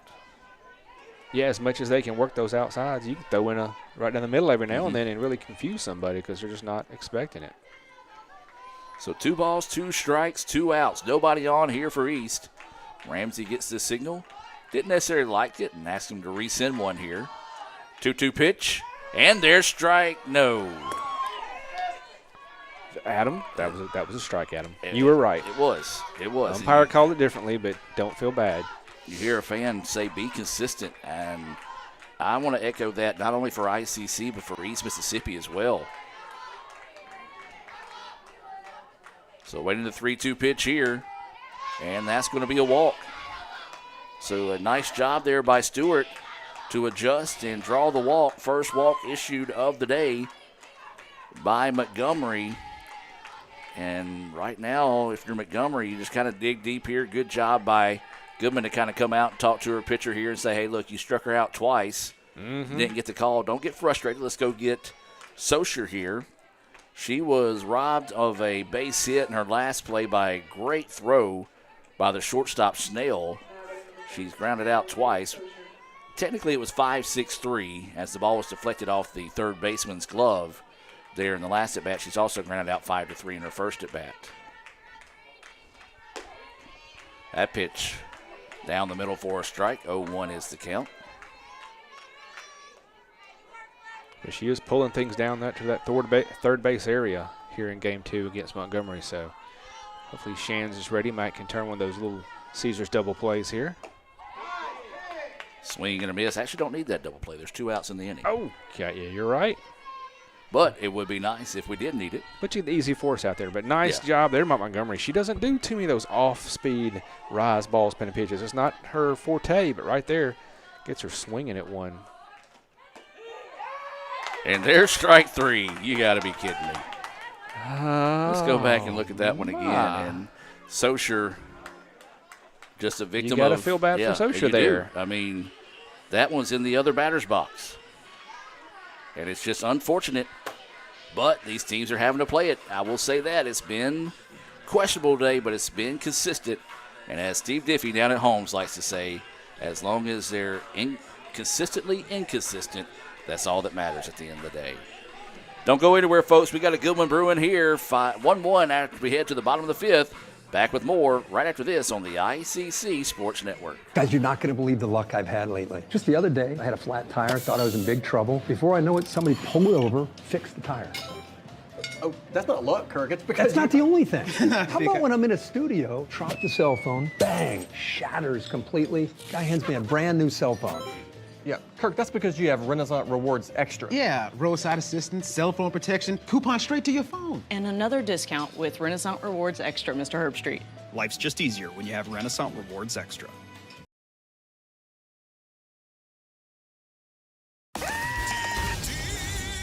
Hey guys, get Little Caesars pizza deal. 2 large pizzas for $4.99 each. You get a pizza. You get a pizza. We all get pizza. For a limited time, get 2 large pizzas for $4.99 each. Little Caesars is the real deal. Pizza. Welcome back. 9-1-2 batters due up here for the Indians. Partlow, Dawsey, and Fields scheduled up. Bennett still in the circle. We were talking about her play in the exchange of the innings, Michael. She's played outstanding defensively. She's been there. 4 stops on hard-hit balls, not just small dribblers right back to her, but hard-hit balls that she's knocked down, hasn't lost her composure, was able to throw over to first to get those out. She hasn't had very many strikeouts. They actually only 1 to the day, but her defense has been solid behind her as well. So she's doing what she's have to put her team in an opportunity to win this one. Exactly. Backed up strongly at first base by Mitchell, who pitched in game 1, who's made 2 fantastic line-out plays there, one of which saved a couple runs. So 1-1 is your score. We're in the bottom of the 5th here. As this is Partlow, who was one of those individuals that grounded back out to the pitcher. And that pitch, one of the first times the pitch has been called a strike low today. I think that's the reason why you're hearing Coach Owens getting a little fired up extra down there at third base to encourage his batter. That one's going to be hit down the line and foul.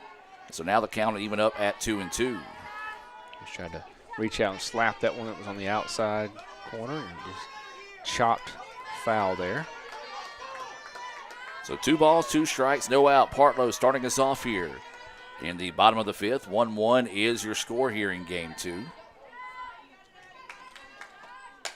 And she fouls this one off, and we'll stay at 2-2. Similar to the previous swing, that one goes into the air and stopped by the net rather than on the ground. Battling hard here, trying to find a way to get on and see if ICC can take advantage of Bennett here like they did in the 4th inning. 2-2 pitch. Grounder. This time it gets past the pitcher, and that'll go for a leadoff single. Nice chopper that moved too fast for Bennett to get her glove down on and goes right up the center. And that's saying a lot on that hit because it was blistered, very similar to the previous 4 that Bennett has been able to knock down. So a clutch hit there. If I'm not wrong, other than the walk, that's the first time today that ICC has got a hit to start the inning. It's true. So, or I should say leadoff runner. Yeah, it was a walk to Marler, who was left stranded back in the 2nd. So now we're flipping it back to the top part of the lineup. And Dawsey, she is grounded out twice back to Bennett in the circle. Shows bunt, lays it down. It's perfect. No play. And with that kind of speed, it is you got your 9-1 who have some of the top speed on this team. Dawson got down there faster than a What's that phrase you got down there? She's quicker than Walt Flanagan's dog. There you go. If anybody knows that movie reference, you are my best friend. I couldn't spit it out fast enough. I knew you had it queued up in your head. A little bit of a dirt devil getting stirred up out there on the field, blowing into the fans. As now runners on first and second with no outs, and this is going to be Fields. She was one of those victims of an outstanding play over at first base. This time rips one, but the center fielder is going to be able to come in and make the play for out number one. It's a big out. Kind of takes a little bit of the wind out of the sails of the Indians. And so now this will bring Goodman to the plate. She's 0 for 2. Ground out to second and ground out to the pitcher. So Goodman will dig in here. Indians with the go-ahead run at second. We're in the bottom of the fifth. ICC trying to spark the bats here. There's a grounder, and it's going to be to third. Drops it for a second, but able to pick it up and gets the force out. So a fielder's choice. 5 unassisted on the putout of Partlow. Lucky for East Mississippi, that one did not bounce further away from the third baseman than it did. Yeah, if it had bounced further out or into foul territory, then the speed of Partlow could have beat that out easily. One of those, if it would have pulled her off the bag, would have been some issues. But she was able to keep her foot on third base and pick it up and reel it in. Now this is going to be A.B. Mahler at the plate. That pitch missing outside for a ball. 1-0 is the count. Mahler, the hard-hitting Indian first baseman, did a lot of damage with that grand slam in game one. Love an opportunity here with runners on to get anything down. I don't know where that one was, folks. We're pretty exasperated. Look at the third baseman like, come on. Like Newburn down there at third base. Yeah, that's been a strike up until now. 2-0 is the count. Bennett kind of taking a little extra time here, trying to shake off that last pitch. This time low and outside for a ball. 3-0 is the count. The batter like 2 outs and a batter like Marler, do you even tempt trying to come back and get a strike? Do you risk that she's not green lighted? Oh, you got Duhan behind her that's been on base twice today. So it's one of those darn if you do, darn if you don't. And AB taking the whole way that time. 3-1 now is the count. Unless you get something you can absolutely just tattoo in this situation, if you're Marler, you may be taken here. Mm-hmm. Try to load the bases. You said Duhan behind you hitting well. Marler dribble to third and going to have to hurry. The throw is in the dirt, but a nice dig over at first once again. I tell you what, folks, it has been some great plays by Mitchell over at first base to keep some runs off the board. That was another one of them there. She dug that one up out of the dirt. Indians leave more runners stranded. We're tied 1-1 after 5 complete. We'll be back with more right after this on the ICC Sports Network.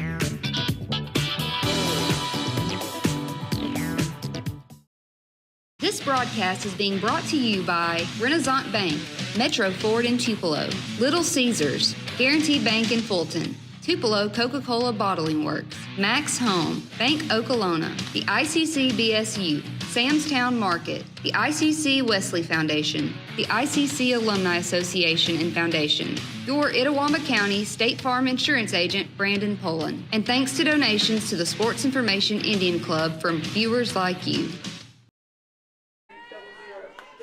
Welcome back, ladies and gentlemen. We head now to the top of the 6th inning. ICC had more opportunities there, but just could not cash in with a timely hit. Credit Bennett. She has pitched to Jim today.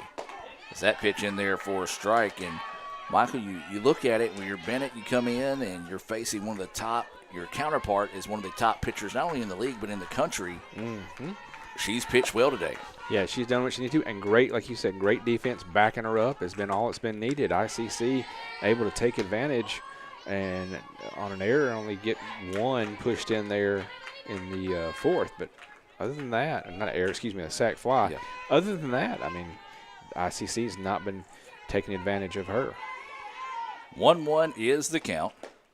Is that pitch missing low? This is Bourgeois, the second baseman, then Bourgeois, Newbern, and Fralix scheduled up here. Bourgeois has struck out twice, one swinging, once looking.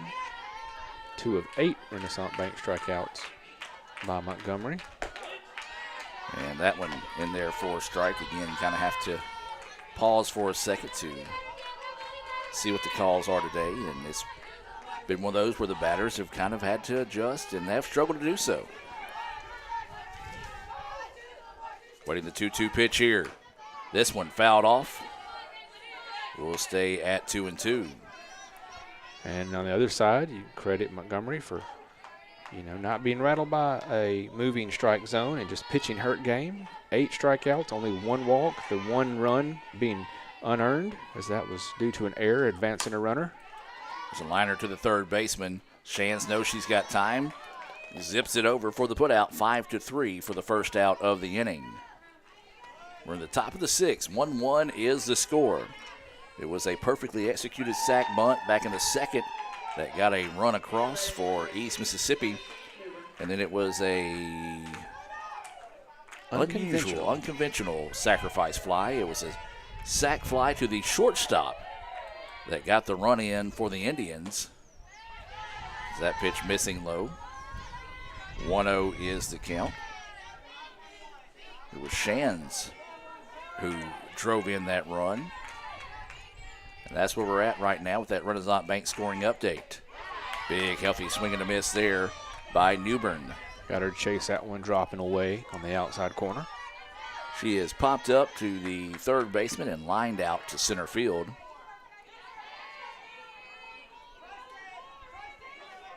1-1 pitch. Rip, third baseman finds it and will step on the bag for out number 2.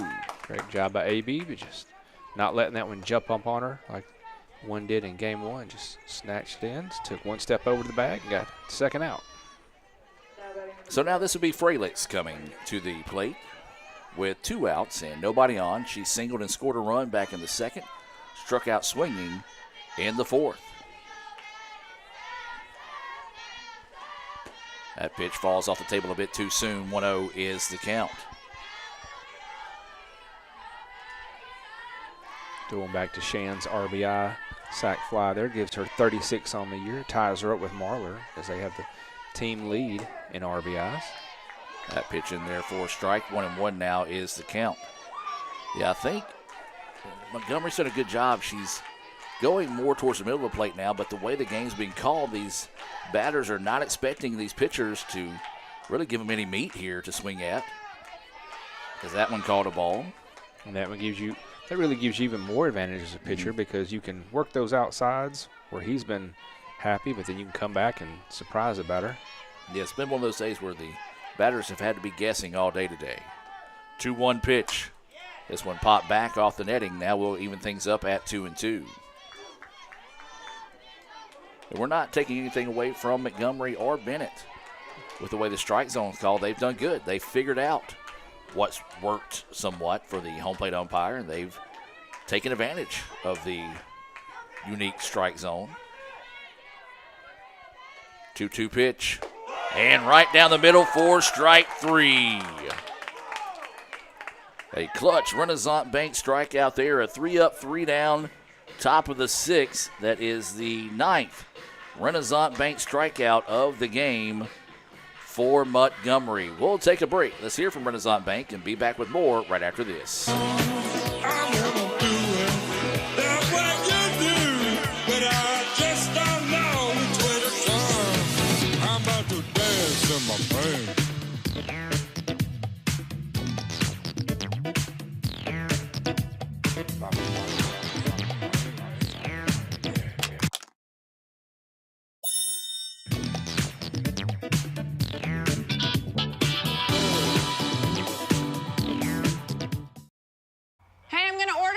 overpriced pizza. Don't do that. Order Little Caesars new Detroit-style slices and sticks for only $4.99. You can have it all to yourself, human friend. I'll take one. Not a coat rack. Me too. I am a living, breathing deer. I definitely want one. Nice umbrella, bucko. Get new Detroit-style deep dish slices and sticks for $4.99. Little Caesars is the real deal. Pizza, pizza. Welcome back. Bottom of the sixth inning. 1-1 is the score here in Game 2 between ICC and East Mississippi. And, Michael, this is a prime example of what we talked about, this East Mississippi squad. They're scrappy. They're going to make you earn it. Yes, we won the first game of the day 17-0, but that's really doesn't tell the true story of Game 1. East could have easily been up 4-0 through 2 innings. They just couldn't come up with the timely hits, much like the Indians have struggled with here in Game 2, thanks to a great pitching performance here by Bennett. You're right, Adam. That just shows you how tough and deep this league is. A team may not have the best record, but they are out there. A team like East Mississippi is out there competing hard every single game, every single doubleheader, and you've got to be at your best every time you step out here. Well, this is Duhan at the plate here for the Indians. She's reached twice. She has singled and been hit by a pitch, and my goodness, quick reflexes by the assistant coach for East Mississippi. If she has my reflexes, we've got a seriously bad situation over there, as that one was, I'm talking about skinned the top of her head as she ducked out of the way. I don't think she realizes how close it was. Probably not. 1-1 now is the count. This one fouled back off the netting. 1-2 now is the count here on Ella Duhan. She singled in the second, was left stranded. Hit by a pitch, left stranded in scoring position. Matter of fact, ICC has left 6 on the bag. 4 of those in scoring position. For East Mississippi, 3 have been left stranded, 1 in scoring position. Something that ICC is going to have to change here in these last couple innings. Get some runs across. Don't leave people out there. And need some runs to support a fantastic pitching performance once again today by Ramsey Montgomery. That pitch missing low and outside. 2-2 now is the count here to Duhan. Bennett still in the circle here, rightfully so for East. 2-2 pitch. All speed, hammered. Left fielder, though, makes the play. Wow. She almost overran it, hit the brakes, fell to the ground, but still had the wherewithal to reel that one in for out number 1. That one, like you said, she almost overran it. She fell back to her right, and her feet going out to her left, and held onto the ball, bounced off the ground, and completed the play. Yeah, that's one of those, if you're Bennett, you look out at her, you hold up a thumb and said thank you, because if that one gets down the way she fell and the center fielder was kind of far away, that one would have got to the fence. Could have been the second in the park home run of the day that we've seen. Yeah, Duhan with great speed. That one called a strike. Would have definitely taken advantage of a ball that touched the ground back then. Yeah, this is B. Luke at the plate now. She walked in her last at bat. Rips that one, and it's over the head of the shortstop, and that'll go for a single. Once again, showing the value of that play made by Price out in left field, because if Duhan didn't score on the park, she's probably at least at second or third, and she scores potentially on that one. So that play by Price, big here in this inning. This is going to be Bodie coming in to run here. Yeah, you said it, Michael. If she doesn't make that catch, ICC easily goes up in this situation. Taylor, stand. I usually put 2 exclamation marks behind big plays, big catches. I've got 3 of those behind East Mississippi's defense today. They have been outstanding through 5+ innings, or I should say 6 1/3, and that one called a strike. It wasn't for her crossing the plate. He's just out there on the side as he's been. Like I said, we've talked about that all day today, and we don't want to harp on it, but that's kind of been the story of the game. As that pitch runs inside, and it goes 1-1 now here. This is Shands at the plate. She had that sacrifice fly to the shortstop to score the only run for the Indians. She was robbed of an extra base hit on a great catch at the ankles over at first base by Mitchell. She's done that twice today. That pitch missing. 2-1 now is the count. Bodie down at first base has got great speed, 3 stolen bases on the year and very limited playing time after she joined us from the basketball team. Got her first hit of the year back in game 1. This one hit hard but pulled foul down the line. And that'll even things up now at 2-2. Taylor saw that well, just pulled it a little too much there. Yeah, Bodie's got the speed. If you can get something down to the outfield or down the lines, she's got enough speed that she can test your arm on going from first to home. 2-2 is the count here now to Shands. Bennett trying to find the second out of the inning here. 2-2 pitch. This one fouled off. Nice job there. Because here's the thing. Yes, that pitch was 4 inches off the plate, but the umpire has called that today. So that's a nice adjustment. We've seen it by both teams. Correct. Just going up there saying, hey, I can't hit that, but I've got to foul it off. You've got to protect out there because you cannot consistently expect what he's going to call there. So 2-2 is the count. 1 out and a runner at first. That one in the dirt, and that will allow the runner to scamper over to second. Nice job of Bodie watching that pass ball. She gets down there. So now a base hit here by Shands would be huge for the Indians. We're in the bottom of the 6th. 1-1 is the score. Shands at the plate. Rips this one but pulls it foul. And we'll do it all over again at 2-2. She was seeing the ball well throughout both game 1 and 2. Got a little underneath that last at bat, but was able to get it just deep enough to the shortstop to allow a runner from third to come in. But she's really made good contact today. So she's got an opportunity here. Just line it up, time it up, keep fighting off these pitches and find the one that she can drive out to the fence. 2-2 pitch. How about drive it out over the fence? No, this one's going to be in foul territory, but the catch is made. They try to tag up. The throw in was long, but backed up wisely there by Bennett. Man, we cannot talk about the play enough defensively today of Bennett. A lot of time you see pitchers not doing what they're supposed to. She saw the throw coming in. She instantly went to back up her third baseman. Rightfully so. If she don't do that, the ball gets away, and Bodie is easily on third base with 2 outs. Yeah, great play there for Price to get over in the foul territory and make that, but that throw, as you said, went long. Well, thought for a second she had put a charge into that one. As that pitch missing low for a ball. As Shands just missing it as it drifted foul. A little bit of the wind kind of taking away from that one. I think so. Want to give a shout out to the Mitchells watching today in Oxford. Lisa and Liza checking in, watching game 2 here.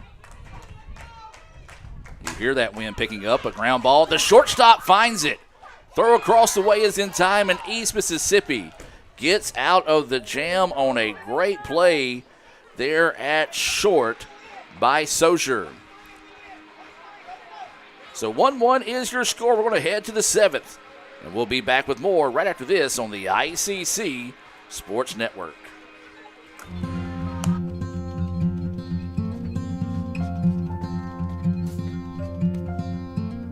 Hey, brother, there's an endless road to rediscover. Hey, brother, know the water's sweet, but blood is thicker. Oh, the sky comes falling down for you. There's nothing in this world I wouldn't do.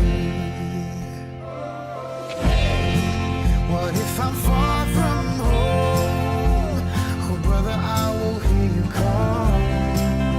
If the sky comes falling down for you, there's nothing in this world I wouldn't do.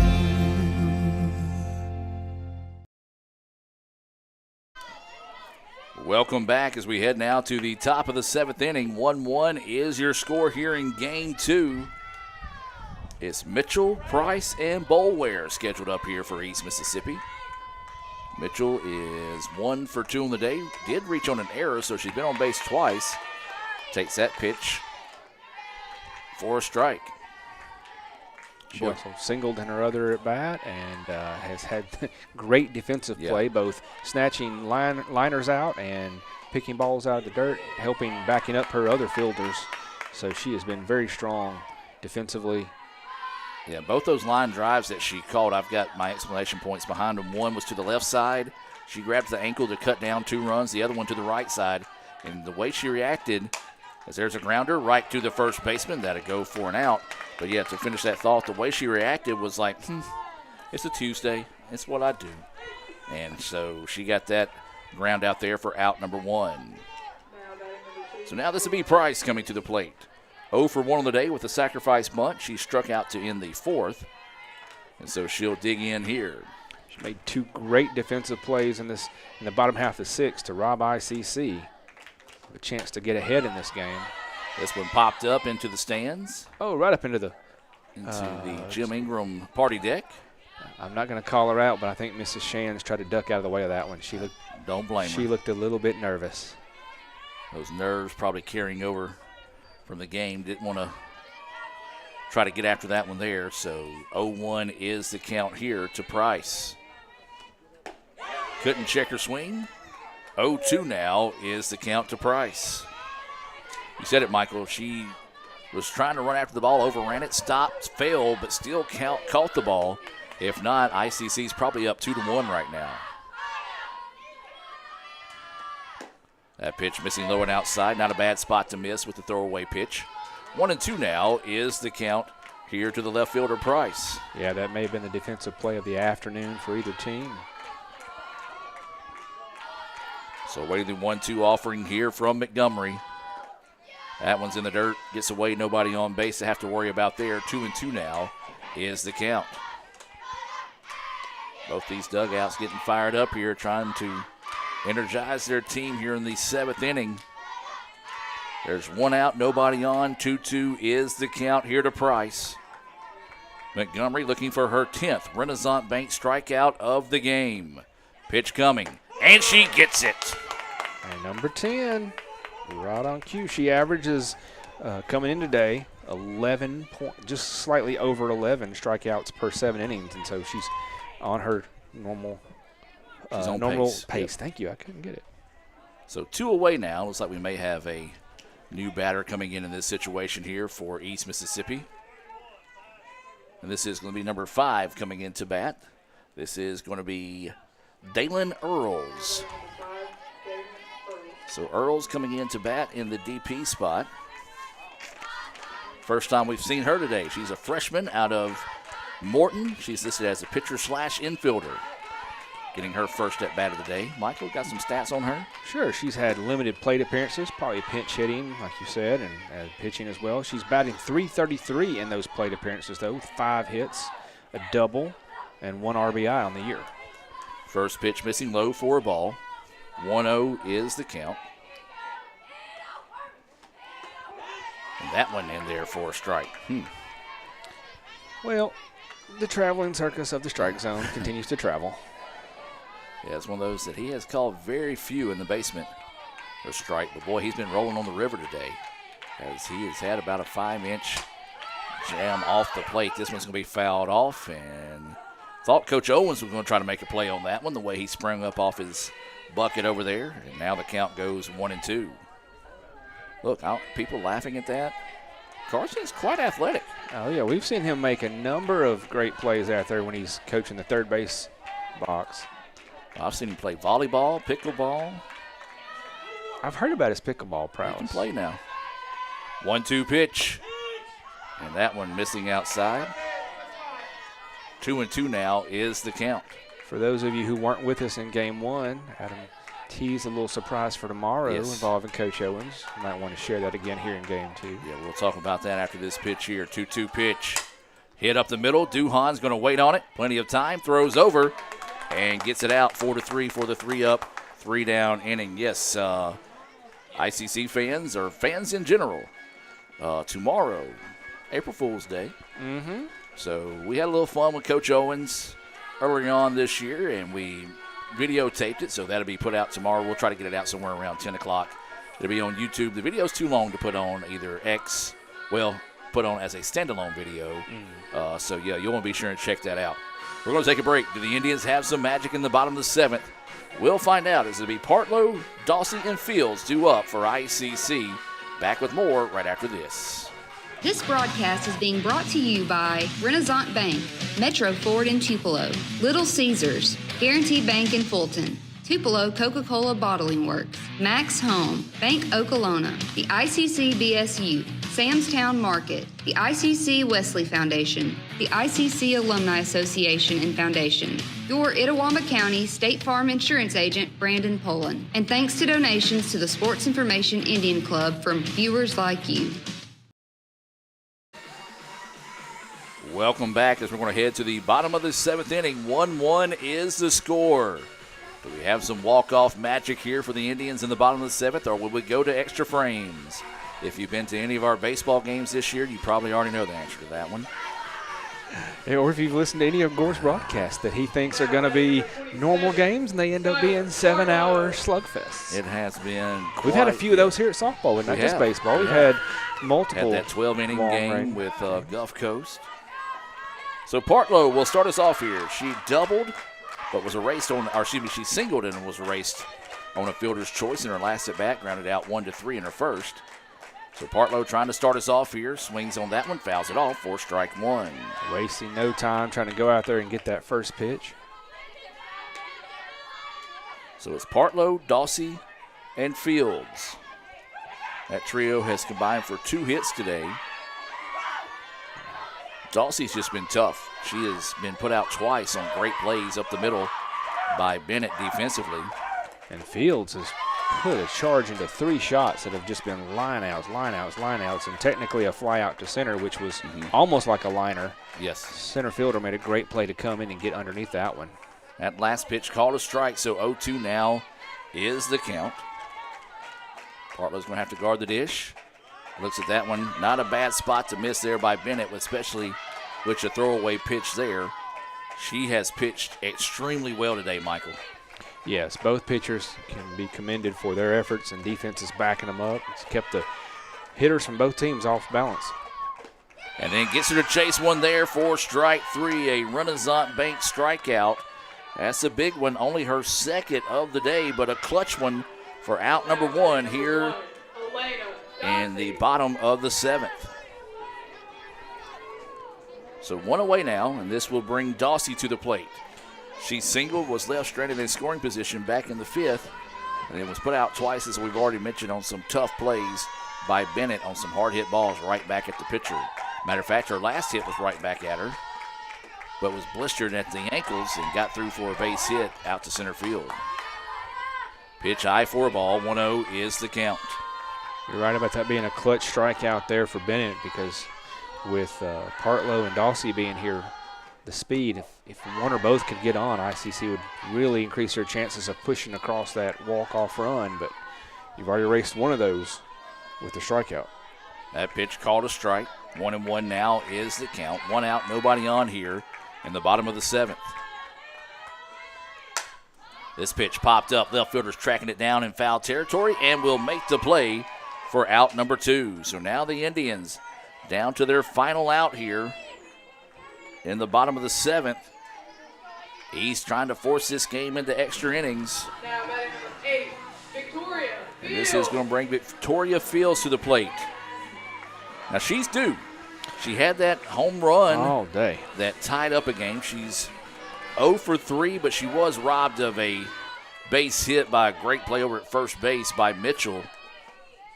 As Fields looks at that pitch off the plate for a ball.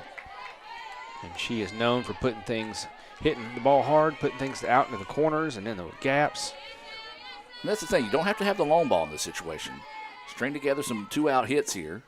Is that pitch missing low for a ball? 2-0 now is the count here to the left fielder Fields. You're right. She can just hit her normal game. She's going to be on second or third and give somebody behind her a chance to drive in a winning run. So 2-0 is the count here to Fields. There's 2 outs and nobody on for the Indians. That one runs inside. Now the count goes 3-0. Almost caught her knee there. Good effort to stand in and not try to back away there. 1-1 is your score here in the bottom of the 7th inning. 3-0 is the count here to Fields.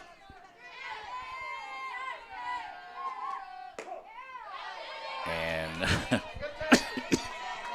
that one was just a 3-0. I'm going to call it a strike as long as it's inside the ballpark. It was within the paint of the home plate area. You can call it that. Yeah, it was in the chalk. chalk. Chalk, Yeah, that's in the right word. Yeah. This one hit hard. It's down to the gap. This is going to go for extra bases. Fields turning and looking at Coach Owens. He's going to waver into third. The throw will not be in time, and ICC gets a 2-out triple off the bat of Fields. Exactly what we were just talking about, Adam. She hits her game. You know it's multiple bases, and now you got an opportunity to get someone up and drive her in from third base here. So a clutch hit there for the Indians. And now this is going to bring Zoe Goodman up at the plate. We talked about Fields being due. Zoe's due as well. She reached on a fielder's choice, but she's officially 0 for 3 on the day. Can the sophomore come up big time here for her squad? 2 outs. Winning run is at third. Goodman at the plate. That first pitch missing high and outside for a ball. High drama here in Fulton. Indians trying to complete the sweep of East Mississippi. East Mississippi looking for the exit to force it to extra innings. Goodman looks at that one. It's missing low for a ball. 2-0 now is the count. Good patience here by Goodman not to chase, not to waste anything here with this opportunity. And now pitching coach, the assistant coach for East Mississippi, going to come out and talk to Bennett and the rest of the infield, or just the catcher, I guess. One of those situations, try to come out here and maybe just calm some nerves in this situation. 2-0 is the count. I will say this, though. ICC has left 5 runners this afternoon out of 7 in scoring position. So that is a stat that's lingering and haunting the Indians so far here in Game 2. Yeah, right now, if you're East Mississippi, there's no way you take the ball out of the hands of Bennett in this situation. She has earned the right to finish this game, as she has been absolutely outstanding, keeping one of the top 15 teams in the country limited to 1 run so far here in Game 2. But can ICC come up with a clutch 2-out hit here? 2-0 is the count to Goodman. Dugout fired up there with the music playing during the break. That pitch in there for a strike. 2-1 now is the count. It's one of those, if you're Goodman, you don't worry about that one. That wasn't your pitch. That's right. You couldn't have done anything with that anyway. Winning run here at third for the Indians. Goodman barrels it up but pulls it foul, and now the count goes 2-2. Yeah, that one there, much better opportunity to swing at. Just comes out early and gets it back into the foul territory on the left side. So we'll reset here. 1-1 is your score. 2 balls, 2 strikes, 2 outs. Winning run is at third base here for the Indians in the bottom of the 7th. Bennett has tossed to Jim. Goodman at the plate. That pitch missing outside. Now the count to go full. Even more drama here at Andy Kirk Field. Crowd getting their money's worth here in Game 2. 3-2 is the count. Goodman at the dish here with 2 outs. Winning run at third for the Indians. Goodman rips one over the head of the shortstop, and ICC will walk it off thanks to Zoe Goodman here in the bottom of the 7th. Absolutely fantastic, Adam. Hits it a line shot out over the shortstop into left field. No chance. Easy walk in for Fields from third to score the winning run. Walk-off hit there by Zoe Goodman, who, as you said just when this bat started, she was due, Adam. ICC wins it 2-1 here in Game 2. Let me say this. ICC earns it 2-1 here in Game 2 to complete the sweep of East Mississippi. We'll take a timeout and be back with more right after this here on the Renaissance Bank postgame report. Guys, you're not going to believe the luck I've had lately. Just the other day, I had a flat tire, thought I was in big trouble. Before I know it, somebody pulled it over, fixed the tire. Oh, that's not luck, Kirk. It's because That's not the only thing. How about when I'm in a studio, drop the cell phone, bang, shatters completely. Guy hands me a brand new cell phone. Yeah, Kirk, that's because you have Renaissance Rewards Extra. Yeah, roadside assistance, cell phone protection, coupon straight to your phone. And another discount with Renaissance Rewards Extra, Mr. Herbstreit. Life's just easier when you have Renaissance Rewards Extra. Welcome back, ladies and gentlemen. A instant classic here in Game 2 between East Mississippi and ICC. ICC gets a walk-off in the bottom of the 7th inning after a triple by Fields, followed by a walk-off single by Goodman. ICC wins it by the final score of 2-1. Michael, your thoughts here on Game 2?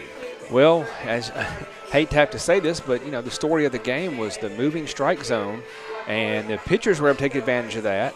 Batters had to adjust, and so that's why it ends up being a low-scoring game, but great defense by both teams, great pitching by Bennett and by Montgomery for ICC. ICC able to get the timely triple and walk-off single there at the end to make the difference. Yeah, big win there, and as you said, Michael, we had to talk about it throughout the game. We hated to talk about it throughout the game, but it was a traveling, we usually say floating, but it was a traveling strike zone. Both these pitchers figured it out, did a great job. You have to tip your cap to Bennett. Yes, she's going to end up being the pitcher of record today, but my goodness, she tossed an outstanding ball game. She did. She only struck out 2 and only walked 2, but defended her position well with multiple balls hit right back to her, and her defense backed her up. Great plays in left field by Price, great plays at first base by Mitchell. So hats off to this East Mississippi team who could have been deflated and defeated after such a blowout of Game 1, how that finished out there with that huge 4th inning. But they came out and battled the entire time, played hard at the plate, great in the field, and kudos to them. So our final line here on the day, ICC 2 runs, 7 hits, no errors on the day. Or excuse me, no, 1 error. It was no errors for East. 1 run, 2 hits, no errors for East. So, again, Ramsey Montgomery coming out and tossing an absolute gem like she's done all season. 10 Renaissance Bank strikeouts on the day. She only gave up 2 hits, and really and truly those 2 hits weren't anything that was just squared up and blistered. No. Both those hits, one of them Freilich, the other one Mitchell on the day, who had an outstanding day defensively, did Mitchell. But, yeah, so another outstanding performance by Ramsey Montgomery. Yeah, I'll throw in the fact that 1 run was unearned, so she doesn't take any earned runs out of today. Yep. She only walked 1, and those 10 strikeouts move her to 159 on the season. So she's 9 away from tying the all-time single-season strikeout record. That also pushed her into 6th place alone for career, and so that's pretty impressive to do it, basically halfway or 3/4, if you will, into one season to be that high on the career list. We're looking at some of these Little Caesars instant replays today as an instant classic here in Game 2. Michael, you said it, tip of the cap to East Mississippi. Could have easily just kind of tucked tail after taking a pretty big loss there in Game 1, but battled back. And that's what we said. We always say it. East Mississippi comes to town in softball, they're going to give us fits because they're a scrappy squad, always a dangerous squad, and they came out today and kudos to them. They didn't back down, and they got after it in Game 2. Absolutely, and credit to their coaching staff and to these players who are playing hard despite what their record may show. You can see it in the stats. You can see it with your eyes as they take every play seriously and go hard all the time.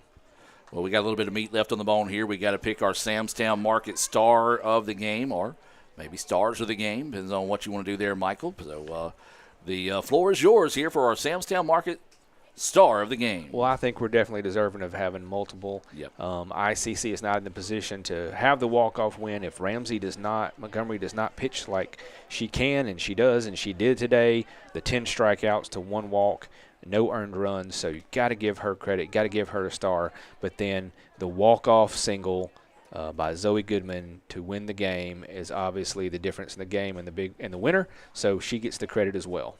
I'm also going to give one of my own in this situation. I Go don't ahead, typically always. go with 3 because you kind of saturate it there. But I want to give credit as well. Fields came up with that 2-out triple. If she doesn't do that, then Zoe's not in a position to do what she did. True, that's a combo one there at the end. So ICC wins it 2-1 here in Game 2. They win it 17-0 in 5 innings in Game 1. ICC improves to 28-8 on the year, 10-4 inside conference play.